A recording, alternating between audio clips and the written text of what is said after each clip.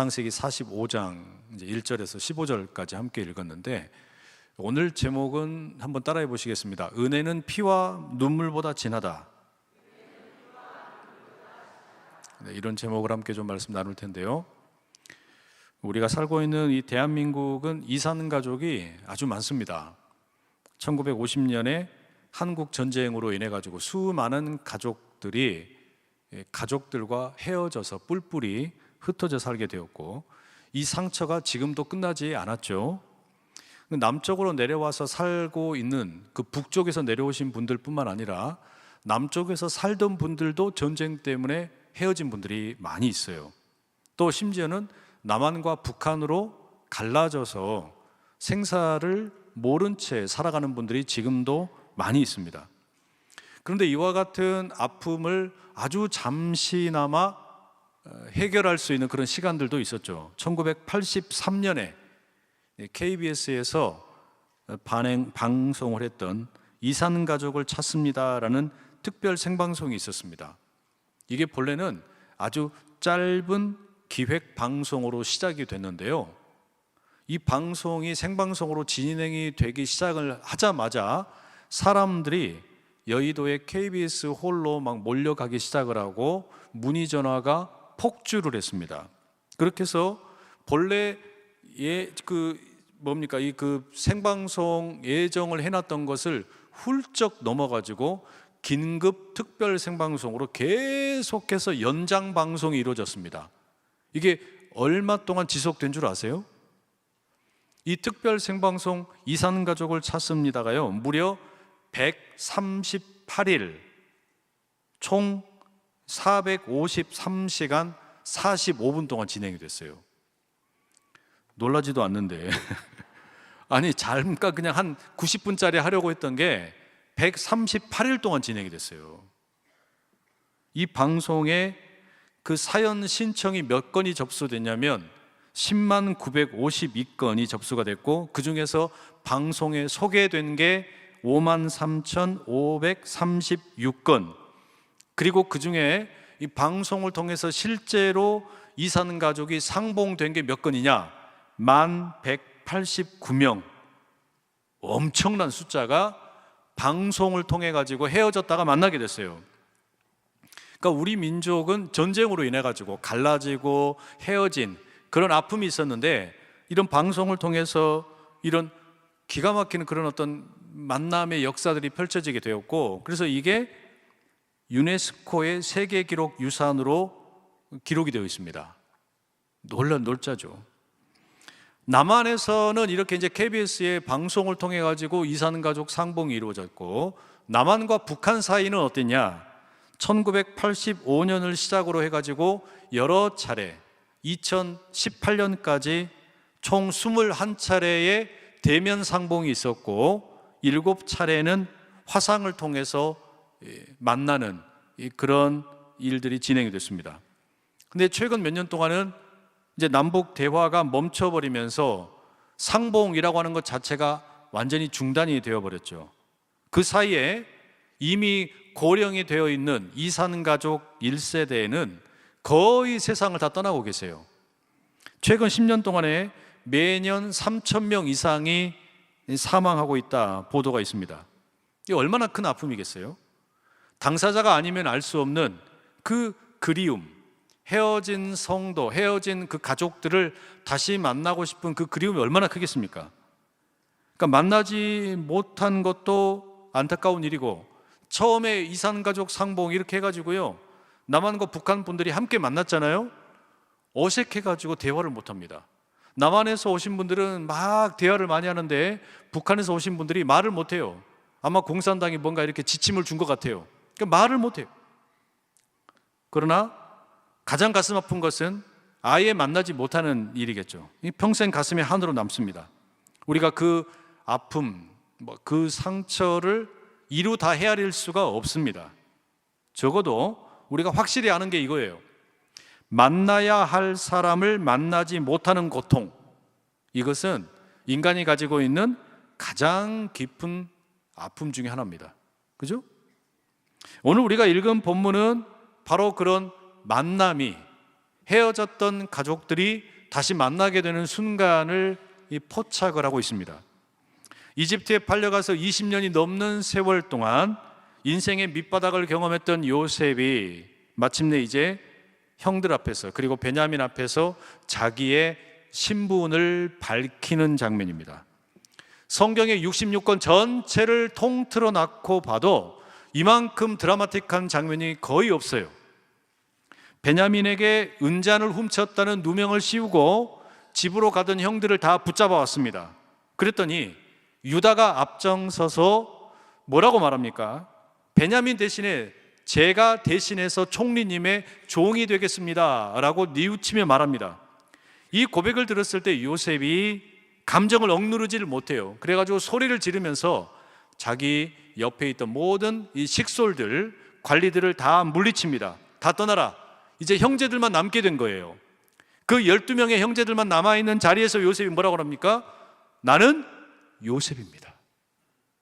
내가 요셉입니다. 그러면서 요셉이 얼마나 크게 울었는지, 펑펑 울었는지 45장 2절에 이렇게 기록되어 있어요. 요셉이 큰 소리로 우니 애굽 사람에게 들리며 바로의 궁중에 들리더라. 이 울음소리가 그 건물과 건물을 넘어가지고 이집트의 왕궁에까지 이를 만큼 그야말로 짐승의 울음소리처럼 아마 울었다는 것이겠죠. 요셉은 지금 이집트의 총리거든요. 말하자면 권력도 있고 재물도 있고 사람들의 존경도 한 몸에 받는 그런 자리에 있어요. 그런데 지금 이 순간만큼은 그런 것이 아무 의미가 없어요. 지금 이 순간만큼은 요셉에게 그런 것은 다 중요하지 않습니다. 오로지 총리의 체면이라고 하는 것도 내려놓고 한 아버지의 아들로, 그리고 형제들 가운데 일원으로서 울고 있는 겁니다. 그 울음 속에는 20여 년의 억울함과 상처, 내가 버림받았다라고 하는 기억, 그리고 지금 눈앞에서 펼쳐지고 있는 이 변화에 대한 뭔가 감격 같은 것들이 막 뒤섞여 있었겠죠. 동시에 요셉이 자기를 드러냈을 때 여기는 무슨 감정도 있겠습니까? 과연 우리가 이제라도 다시 가족이 될 수 있을까? 이제라도 20여 년의 시간이 지났지만 과연 우리가 다시 가족이 될 수 있을까? 희망도 들어있습니다. 그러니까 이 요셉의 울음은 과거의 아픔과 상처로 인한 그 감정의 폭발인 동시에 어찌 보면 미래를 향한 회복의 신호탄이라고도 할 수 있습니다. 요셉은 지금 울면서 과거를 극복하고 미래를 향해서 한 걸음을 내딛고 있는 거예요. 이 성도 여러분, 우리가 헤어짐, 이 가족들끼리 헤어짐은 더 특별히 아프죠. 그리고 다시 만나게 되면 언제나 감격이 있어요. 우리가 무슨 터미널이나 역이나 공항이나 부둣가나 가족들끼리 헤어지는 장면 보십시오. 특히 멀리 떠나 있는 가족들을 오랜만에 만났다가 다시 헤어질 때 늘 눈물이 나잖아요. 아픔이 있잖아요. 그 떠나보내는 아픔이 있고, 다시 만날 때는요, 만나기 전이 제일 좋아요. 흔히 명절이 됐을 때 할아버지 할머니들이 그러시더군요. 할아버지 할머니들은 손자 손녀들이 오는 게 그렇게도 반가운데 그리고서는 갈 때가 더 반갑다. 그런 이야기들도 하시던데, 농담처럼 하는 이야기겠죠. 사실 여러분, 그런 감정, 그러니까 헤어졌다가 다시 만날 때의 그 어떤 폭발적인 감정이라고 하는 것은 요셉의 시대만이 아니라 오늘 우리 시대에도 고스란히 이어지고 있는 감정입니다. 한 10년쯤 전에 아주 그냥 인기를 한 몸에 끌었던 드라마가 있어요. 넝쿨째 굴러온 당신. 혹시 기억나세요? 이거 꽤 인기 많았는데, 이게 어떤 드라마냐면 어떤 한 여성이 시댁이 없는 결혼을 꿈을 꿉니다. 그러니까 그러면 남편이 누가 돼야 돼요?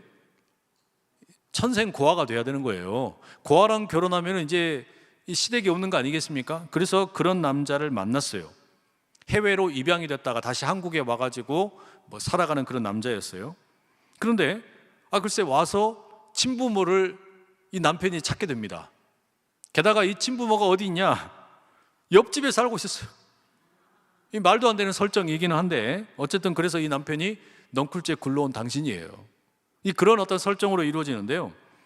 이 보지 못한 분들은 뭐 생소하실 수도 있겠지만 이 드라마에서 그 잃어버렸던 자식을 되찾게 돼가지고 부모님이랑 아들이랑 이렇게 만나게 되는 장면이 나와요.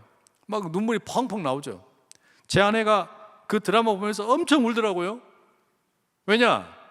해후하는 장면, 헤어졌다가 다시 만나는 장면은 그 억눌렸던 있던 감정이 그냥 빵 터지는 장면이니까 모든 사람에게 뭔가 그 공감을 일으키죠. 그런데 제가 느끼기에는요, 요즘 우리는 어떤가 이렇게 가만히 보면 눈물이 좀 많이 과거에 비해서 줄어든 것 같아요. 요즘은 사람들이 많이 울지를 않습니다. 헤어짐이 있어도 울지 않고 뭔가 회복의 순간이 있어도 잘 울지를 않아요. 이게 뭐 그냥 쿨한 걸까요? 눈물을 흘리지 않는 게 그냥 쿨하다고 생각하는 건지 조금 그런 분위기가 좀 있어요. 이게 감정을 표현하는 방식이 변화된 것만은 아닌 것 같아요. 여기에 무슨 생각이 들어있나? 여기에 어떤 그 울음이 메말랐다라고 하는 것에 어떤 의미가 있나? 저는 어떤 생각이 드냐면 오늘날의 많은 사람들이 관계를 회복할 가능성 자체를 포기해 버리는 것 같다. 그 생각이 참 많이 들어요. 요즘에는 사람들이 굳이 관계를 개선하기 위해서 에너지를 쓰려고 하지 않는다는 이야기예요. 그래서 어떤 겁니까? 예를 들면 이렇게 관계가 별로 좋지 않아요. 그러면 이거를 다시 회복시키기 위해서 내가 뭐 상처받고 또 눈물 나고 아프고 이런 게 싫으니까 어떤 겁니까? 그냥 각자 갈 길 가자. 나도 지쳤다. 사람은 안 변한다. 이 관계는 완전히 끝났다. 여러분, 이런 마음이 앞서게 되면 눈물이 안 나죠. 더 이상 울지 않습니다. 울지 않는 이유는 강해서가 아니라 어찌 보면 기대를 접었기 때문이죠. 관계에 대한 기대. 그 기대가 죽어버리면 눈물도 말라버려요. 그죠? 그래서 요즘은 뭐 싸워도 또는 멀어져도 회복을 바라지 않는 경우가 너무 많아요. 대화를 끊고 마음을 닫고 이 상대방을 그냥 관계 바깥으로 밀어내는 경우가 훨씬 많은 것 같습니다. 우리 성도 여러분 어떠세요? 혹시 여러분 가운데도 그렇게 생각하는 분들 계시지 않습니까? 그냥 이만하면 됐다 하고서 포기하게 되는 그런 관계 말입니다. 그때 여러분 우리가 스스로 한번 좀 질문을 해봐야 돼요. 나는 이 관계를 위해서 얼마나 노력을 기울였나? 아니면 내가 울지 않으려고 애를 쓰는 건가? 아니면 회복을 믿지 못해서 울지 못하는 건가? 우리 자신에게 한번 물어볼 필요가 있어요. 요셉이 엉엉 울면서 짐승처럼 울면서 내가 요셉입니다 라고 말했을 때 형들은 어땠을까요? 형들은 본문의 표현을 상상해 보자면 요셉과 더불어서 엉엉 운 것이 아니죠. 완전히 얼어붙어 버렸습니다. 너무 놀랬죠. 그리고 두려워합니다. 요즘 우리식으로 표현한다면 이게 혹시 몰래카메라인가? 뭐 아마 이랬을지도 모르겠어요. 무엇보다 그와 함께 내가 요셉입니다 라는 말을 들었을 때 형들에게는 죄가 떠올랐겠죠. 20여 년 전에 요셉을 인신매매했던 그 죄가 한꺼번에 떠올랐을 겁니다. 그러니까 지금 이 형들은 눈물보다 침묵을 먼저 경험을 하는 거예요. 사실상 우리가 그럴 때가 꽤 많습니다. 감격스럽기 전에 지금 이 본문의 형들에게는 1차적인 감정이 뭐냐? 이제 나는 끝났다. 이 공포가 올라옵니다. 그래서 형들은 전혀 울지를 못해요. 마음이 무너졌고 눈물이 나오지 않는 상태였을 겁니다. 이때 여러분 요셉이 형들에게 어떻게 반응합니까? 아니 왜 형들은 울지 않어? 이렇게 다그치지 않습니다. 왜 나처럼 감격해 하지 않느냐? 요구하지도 않아요. 요셉이 알고 있는 게 있죠. 자기가 이와 같은 자리까지 오기에 20년이 넘는 시간이 걸렸는데, 그러면 형들에게도 시간이 필요하겠죠. 이건 폭탄 선언이잖아요. 20여 년 만에 만났던 이집트의 총리가 글쎄 내가 요셉입니다라고 말했는데 그걸 어떻게 그냥 그 짧은 순간에 받아들이고 소화시킬 수가 있겠어요. 여러분, 감정에도 속도가 필요합니다. 그러니까 우리 몸이 똑같은 감기를 알아도 회복이 되는데 사람마다 속도가 다르잖아요. 어떤 사람에게는 7일이 걸리고 어떤 사람에게는 일주일이 걸립니다. 같은 말인데. 그런데 여러분, 실제로 어떤 사람에게는 일주일이 아니라 2주일이 걸릴 수도 있잖아요. 몸의 회복도 사람마다 시간이 다르단 말이에요. 마찬가지예요. 감정도 마찬가지예요. 속도가 달라요. 은혜도 마찬가지입니다. 우리가 은혜를 받아들이는 데 있어서도 리듬이 달라요. 사람마다 다른 거예요. 경상도 사람들이나 전라도 사람들은 은혜가 순식간에 금방 임하는데 예배 시간에 막 은혜를 이빠이 받고 막 억수로 받고 막 이런단 말이에요. 그런데 충청도 분들은 집에 가서 피식피식 웃어요. 충청도 분들은 집에 가서 은혜를 받더란 말이에요.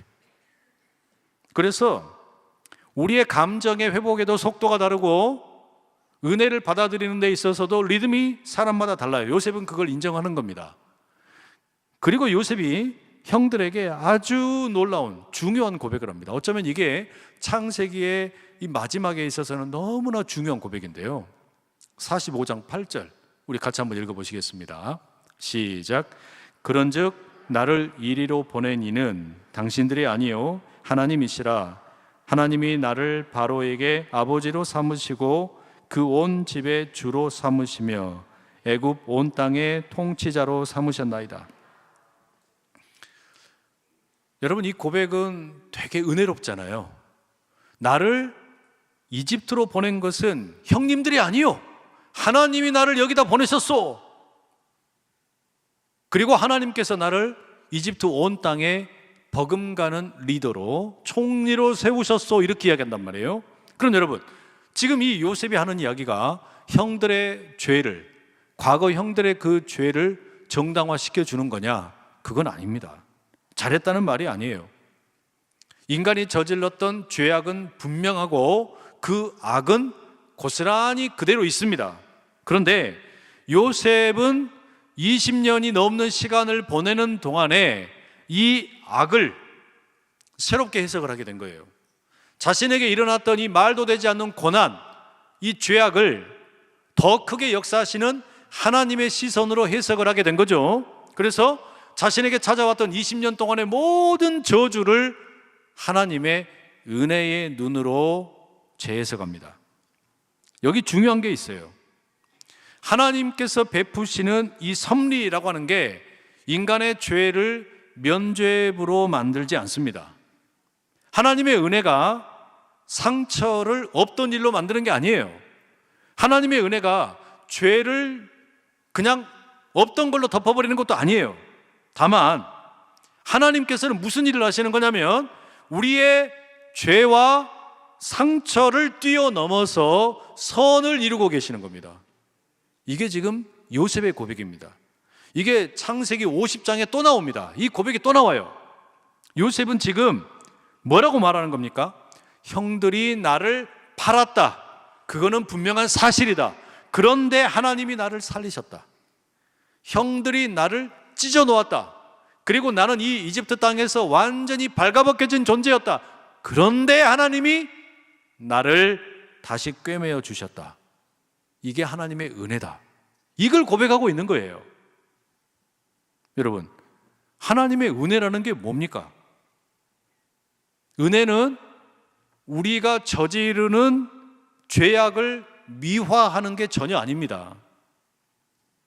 그와 같은 죄악보다 더 크신 하나님의 능력이고 사랑이에요. 그래서 오늘 설교의 제목처럼 은혜는 피와 눈물보다 진합니다. 우리는 쉽게 서로 상처를 주고받고 피를 흘리게 만들고 눈물을 쏟아붓습니다.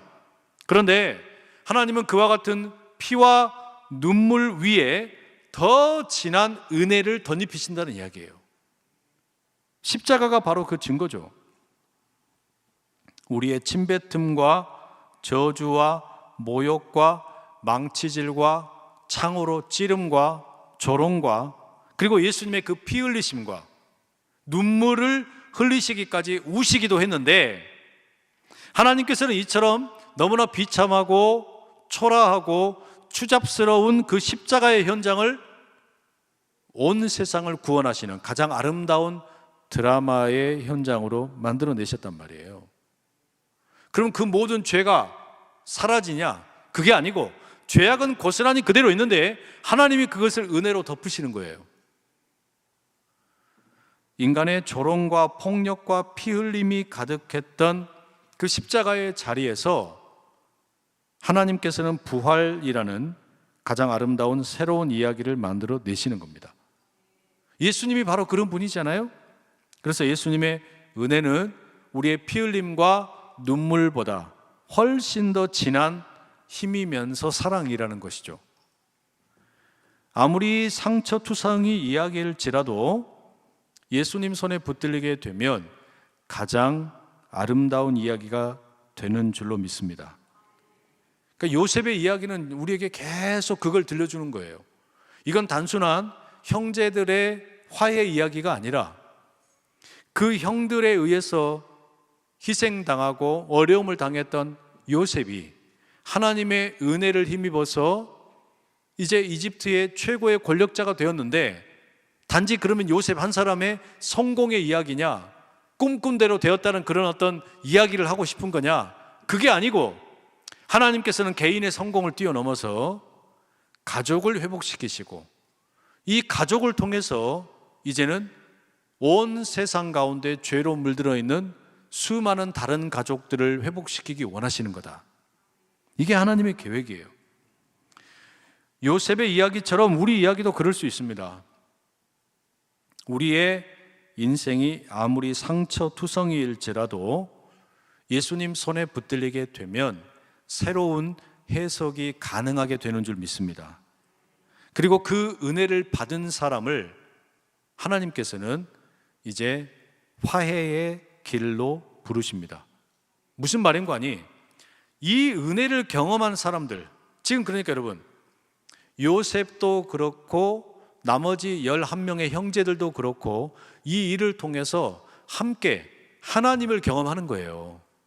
하나님을 경험을 하고서 그리고 나서 어떤 일이 벌어집니까? 이 야곱의 아들들이 이스라엘의 12지파를 이루게 되잖아요. 각자가 그리고 하나님의 이 민족으로서 쓰임을 받습니다.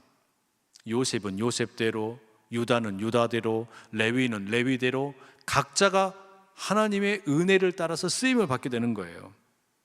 그리고 이 과정에서 더 두드러지게 하나님의 부르심을 따라서 화해자의 길을 가게 되는 사람들이 나오잖아요. 유다가 그렇고 요셉이 그렇습니다. 우리가 잘 아는 것처럼 KBS에서 방송을 했던 이산가족을 찾는 그 생방송은 끝났지만, 어쩌면 여러분, 저 천국에서 진행이 되고 있는 이산가족 찾기는 계속되고 있어요. 이산가족을 찾는다. 하나님의 가족인데, 하나님의 사람들인데 이 땅에서 죄에 의해서 붙들려 있는 사람들, 그 이산가족을 찾고자 하는 하나님의 이산가족 찾기는 계속되고 있는 겁니다. 누구를 통해? 우리를 통해서. 우리를 통해서 이산가족 찾기, 영혼의 이산가족을 찾는 운동은 지금도 계속되고 있어요. 하나님께서 우리를 이 땅의 화해자로 부르셨고, 우리가 이 땅에서 화해하지 못하고 살다가 천국에 가서 다시 만나게 되면 얼마나 껄끄러울까요? 그러지 않겠어요? 우리가 이 땅에서 서로 화해하면서 비록 다툼도 있었고 싸움도 있었고 문제도 있었지만, 이 땅에서 화해를 하고 나서 천국에 가게 되면 그나마 좀 나을 텐데, 여기서 사는 동안에 다투고 화해하지 못한 상태 그대로 천국에 가게 되면 나중에 그거 얼마나 우습겠습니까? 주님과 함께 만나는 자리에 밥상에 같이 둘러 앉아 있는데 아마 저는 예수님이 억지로라도 그렇게 하시지 않을까라는 생각도 들어요. 내가 아주 불편한 사람을 억지로 천국에서 좀 이렇게 마주보게 만들지 않으실까? 그럼 어떻게 되겠어요? 눈을 마주치기도 되게 어렵잖아요. 아, 또 이건 껄쩍지근하네 뭐 이러고 그러지 않겠어요? 그러니까 어떻게 해야 되겠습니까? 할 수만 있다면 여러분, 이 땅에 있는 동안에 화해를 잘 할 수 있기를 축복합니다. 그게 여러분 우리에게 맡겨진 사명 중에 하나예요. 여기서 아무리 우리가 은혜의 사람으로 살아가면서 또 나 개인은 문제 없이 잘 살았는데 이 화해의 사명을 잘 감당 못하면 나중에 천국 갔을 때 되게 우스워질 수 있단 말이에요. 왜 우리가 이 땅에서 화평케 하는 자로 부름을 받느냐? 다른 건 없습니다. 은혜가 피와 눈물보다 진하기 때문입니다. 하나님께서 우리에게 베푸시는 이 은혜가 우리 서로를 찌르고 아프게 해서 흘렸던 그 피와 눈물보다 훨씬 강하고 진합니다. 하나님께서 베풀어 주신 십자가의 은혜가 그 어떤 피와 눈물보다 진합니다. 그 마음을 품고 우리가 평화의 사람으로 살아갈 수 있으면 참 좋겠어요. 요즘에 세상이 어떻습니까? 점점 과거의 모습으로 회귀하는 것 같아요. 나라들도요, 얼마 전에 그 트럼프 대통령이 베네수엘라 대통령을 잡아갖고 왔잖아요. 말도 되지 않는 21세기에 일어날 수 없을 것 같은 그런 일이 일어났어요. 그런데 그 일이 있고 난 다음에 그 백악관의 관계자가 SNS에다가 뭐라고 글을 남겨놨냐면요, 막 전 세계 언론이 비난을 하니까 어떻게 아무리 힘이 있다고 다른 나라가 멀쩡하게 있는데 그 나라의 대통령을 가서 군인을 보내가지고 잡아오냐, 말도 안 된다. 그랬더니 그 백악관의 관계자가 뭐라고 글을 써놨냐면, 원래 이 세상은 평화로운 나라가 아니다. 힘이 있고 능력이 있는 사람이 다른 나라들을 지배하는 거다. 그렇게 글을 써놨어요. 이게 뭔 말하는 겁니까? 이제 미국은 더 이상 그런 힘을 가지고서 관용을 베풀고 화해를 위해서 노력하고 이런 거 안 하겠다. 그냥 힘으로 눌러버리겠다. 저는 그래서 참 그 염려스러워요. 트럼프 대통령이 정말로 그리스도인인가? 저분이 진짜로 예수 믿는 거 맞나? 모르겠어요. 앞에서는 예수 믿는다는 말을 많이 하신 것 같은데, 근데 보여주는 모습에서는, 왜냐하면 너무 강한 힘을 갖고 있는 분이잖아요. 너무 강한 힘을 갖고 있는 분이 그 힘을 평화나 화해를 위해서 쓰는 게 아니라 자기 나라를 위해서만 쓰게 되면 폭력이 되잖아요. 너무 무서운 폭력이 될 수 있어요. 그러면 그것은 그런 무거운 책임을 맡은 자에게는 더 큰 하나님의 물으심이 있을 수도 있어요. 우리가 정말로 은혜를 경험했다면 우리는 가지고 있는 능력을 가지고서 서로를 대하는 게 아니라 하나님의 은혜를 따라서 서로를 대해야 되잖아요. 요셉이 보십시오. 그 억울한 일 당하고 20년 만에 이집트 땅의 총리가 됐는데, 만약에 자기 힘이나 자기 어떤 능력을 가지고서 그 형들에 대해서 대했다면 어떻게 하겠습니까? 잡아 죽여도 몇 번을 잡아 죽여야죠. 형들 10명 데려다가 권장을 100대는 쳐야죠. 감옥에 쳐 넣어야죠. 10년, 20년, 30년 무기징역에 처해야죠. 그게 힘의 논리잖아요. 요셉이 만약에 그런 어떤 힘의 논리를 가지고서 형들을 대했다면 성경의 이야기는 거기서 끝난 겁니다. 창세기는 완전히 다른 기록이 됐을 거예요. 그리고 예수님의 십자가와 부활의 복음이라고 하는 것은 우리에게 전달될 수가 없어요. 그런데 하나님께서 아브라함과 이삭과 야곱, 그리고 그 야곱의 12 아들들을 통해서 우리에게 들려주는 이야기는 뭐냐면, 단지 한 사람이 수많은 역경을 이겨내고 성공했다. Dreams come true가 아니에요. 내 이 꿈이 성취됐다. 이거 보여주려고 하는 게 아니고요. 한 사람이 그 역경과 수많은 고통을 이겨내고서 높은 힘을 자랑하게 되었을 때 어떻게 쓰이느냐? 은혜가 피와 눈물보다 진하다. 하나님의 역사가, 하나님의 은혜가 에덴 동산에 들어왔던 그 죄악의 역사보다 훨씬 더 강하다. 이걸 보여주려고 하는 거잖아요. 이게 지금 성경에 기록되어 있는 너무나 중요한 메시지입니다. 인간들이 사는 세상에는 죄가 관영하고 힘으로 지배를 하고 내가 가지고 있는 힘으로 상대방을 눌러버리는 게 당연한 것 같지만 하나님은 그렇게 안 하셨다는 거예요. 하나님은 그렇게 하시지 않고 똑같은 방식으로 이에는 이로, 눈에는 눈으로 하신 게 아니고 폭력을 사용하는 그들을 오히려 십자가의 사랑으로 덮어버리시고 하나님의 은혜로 그 수없이 많은 피와 눈물의 역사를 새롭게 닦아내셨다는 거잖아요. 요셉의 눈물이 가문을 살렸던 것처럼 이제 여러분, 우리의 화해의 눈물과 내미는 그 손길이 여러분의 가정 또는 공동체, 교회 모든 곳에 살리는 복된 통로가 되실 수 있기를 간절히 축복합니다. 그럼 뭘 해야 되냐? 내가 트럼프 대통령이 될 수는 없잖아요. 우리가 갑자기 무슨 트럼프 대통령처럼 엄청난 권력을 쥐고서 이 권력을 가지고 그럼 나는 은혜를 선포하겠다, 이게 아니잖아요.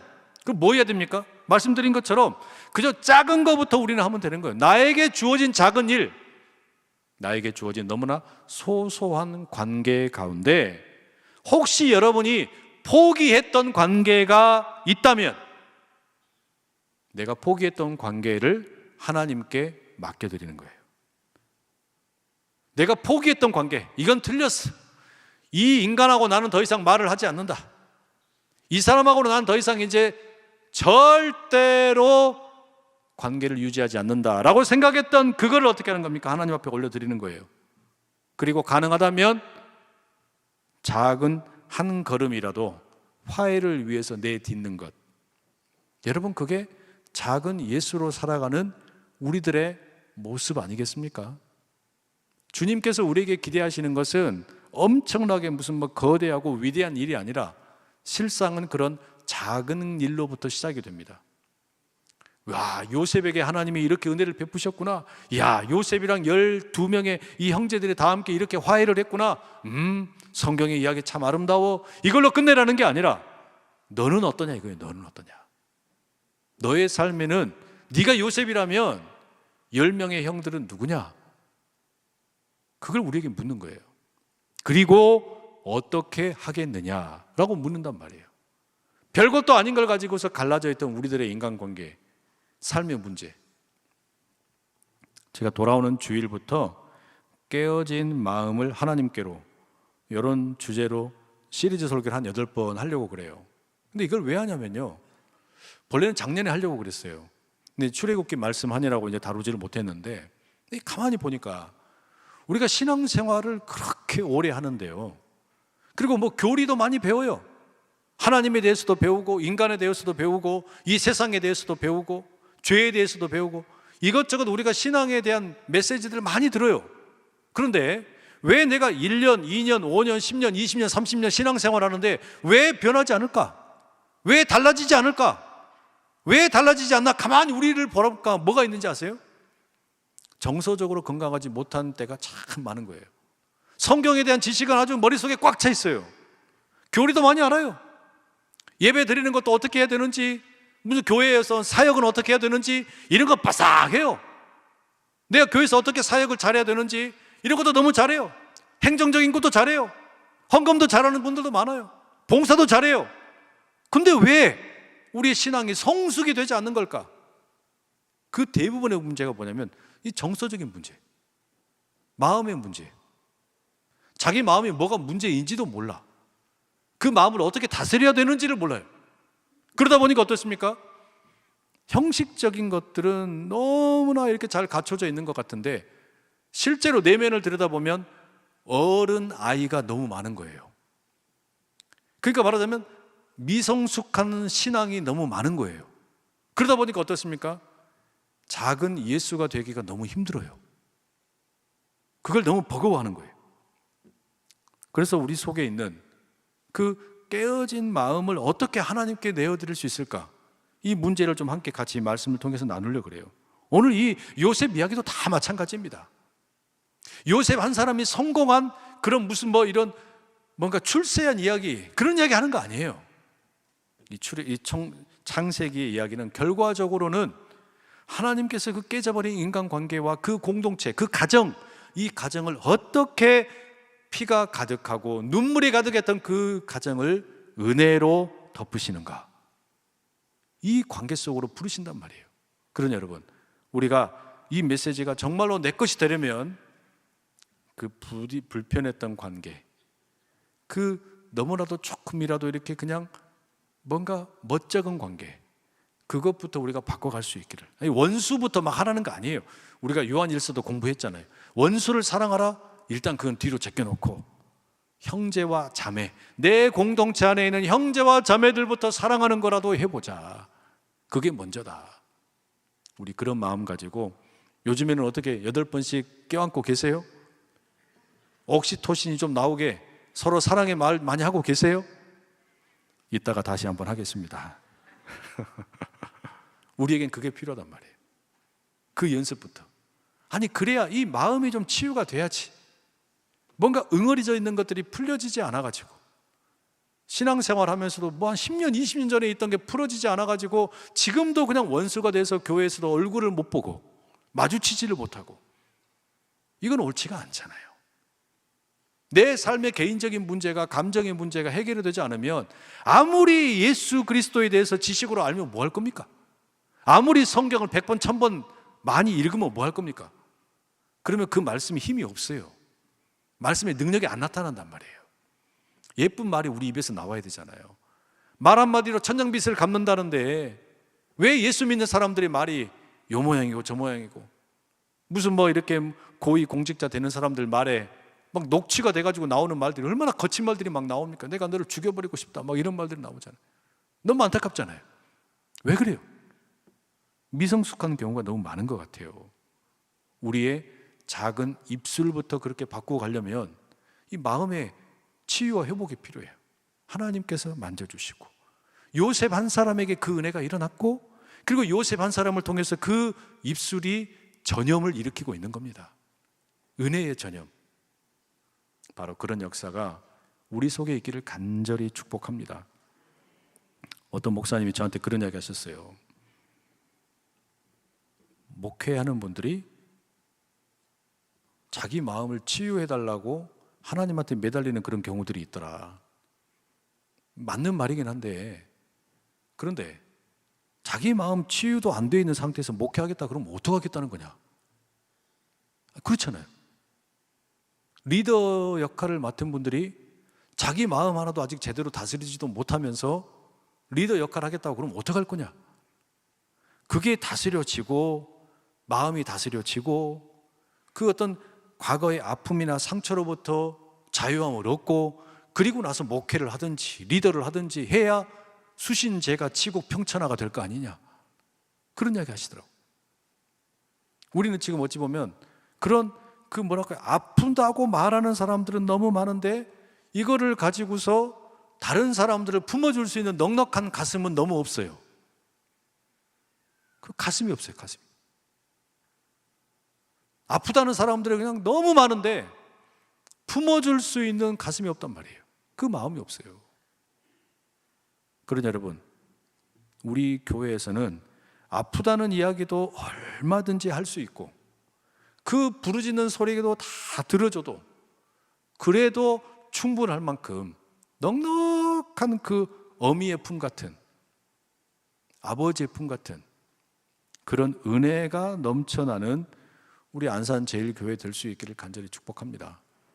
여기 계신 분들이 바로 그런 믿음의, 은혜의 선봉장들 다 되실 수 있기를 간절히 축복합니다. 기도하겠습니다. 하나님 아버지, 우리로 하여금 은혜가 피와 눈물보다 진한 것을 깊이 경험하고 나갈 수 있도록 주님 도와 주시옵소서. 요셉 한 사람의 마음을 주님께서 치유하시고 어루만지셔서 20년이 지나서 원수와 같은 형제들을 만났을 때 그들을 향해 하나님의 은혜를 선포하고 믿음으로 나아갈 길이 열리게 되었던 것처럼 우리에게도 그와 같은 역사가 펼쳐지도록 주님 도와 주시옵소서. 예수님의 이름으로 기도드립니다. 아멘.